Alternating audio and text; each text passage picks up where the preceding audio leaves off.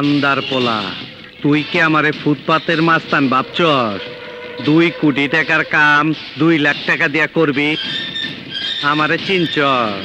আমি Sunday Monday close করছি, 1-2 তে খালাস করছি, সিস্টেম চালু কইরা আজ এখানে দাঁড়াইছি। তোর মরণের চুলকানি উঠছে, আমি তোরে মলম লাগাই দিমু।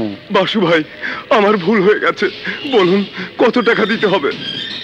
তোর কিছুই দিতে হইব না, প্যান খোল। খোল প্যান, তাড়াতাড়ি খোল, খোল। ওই নবাব, জোলা নিয়ে আয়।